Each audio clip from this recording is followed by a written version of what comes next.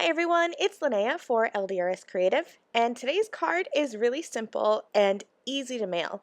I know that I mail a lot of my cards. I don't hand deliver a lot of them, so I'm always looking for ways to kind of keep my cards flat-ish and easy for mailing, and this one is pretty much as flat as you can get it with still having some texture and dimension. I'm just going to use two products and some inks. So to start with, I wanted to show you how I prep my card base. I took an 8.5 by 11-inch piece of cardstock and I cut it in half at 5.5 inches. So I have an 8.5 by 5.5 inch card base, scored it in the middle at 4.25.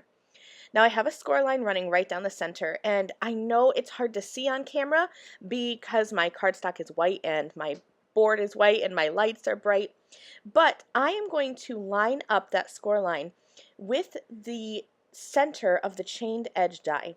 And the great thing about this die is that there are little arrows in the center of each of those arcs, so I can look straight through that die and line that up straight with my crease line. And I'm also going to make sure that I have my top and bottom kind of lined up before I die cut that with my die cutting machine. Now when you are popping out the extra pieces from your die, you need to keep this extra arc. The centers of the arcs, little circles, and the tiny little moon, like half moon, you can discard those, but you need to keep this arc.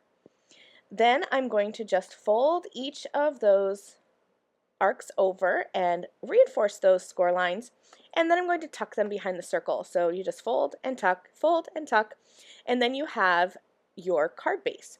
I'm going to fold this in half now, and I am folding gently, nice and easy, so that I can make sure everything's lined up. And then again, I'm just going to reinforce that with my bone folder to make sure I have a flat fold.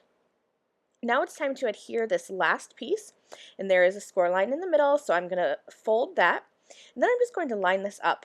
Again, you can't really see on camera, but in real life you're going to be able to see on your project.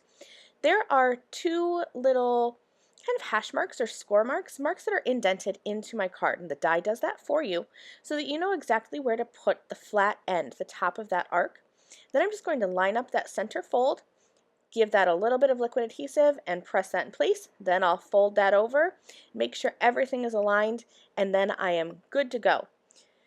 I love these edge dies. We have the braided edge die that was released a little while ago, and now this new chained edge die. So you can give instant dimension to your card without adding any extra bulk. So this card is still one layer and pretty flat. I wanted to add some extra color to the edge. You could definitely create this card base out of a colored cardstock and then add layers if you want to stamp on a white layer and layer that up. But again, I was purposely thinking about mailing this card, so I wanted to keep it one layer and flat. This is La La Lavender ink, and I'm just blending that on the left side, and I'm keeping it heavy on the edge. And the great thing about having that chained edge die cut on the side is that the raised edges are going to catch that ink, so I can just do a flat blend, but you can see on the edge how those edges that are kind of dimensional a little bit are going to catch the ink and make it appear darker. Now I'm grabbing my stamp set, and I'm going to use the Aligned Geos 4x6 stamps, and I thought I'd go with stars. There are stars, hearts, butterflies, and squares, and you can mix and match or just stick to one shape, but each shape has, I think it's 4 different sizes of image. So I'm starting with the largest one, and that's this scritchy scratchy lined star, and I'm going in with alloy ink, so that's a light gray. Then I'm stepping down to the next size star, so this is kind of my large medium, and I'm actually stamping this with the same color I ink blended with, so this is La La Lavender.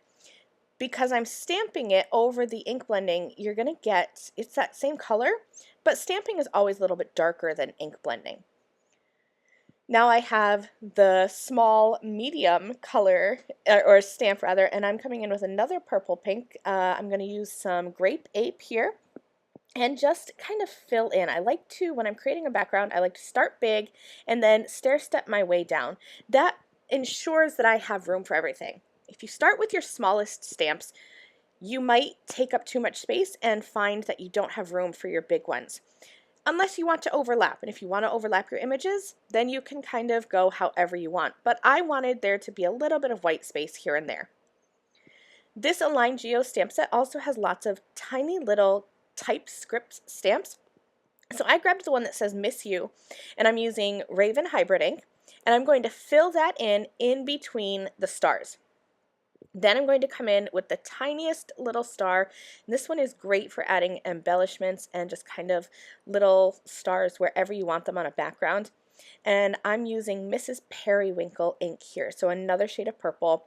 And because this ink or the stamp is so small, I can really just go and get into all of those little areas anywhere that I may have missed.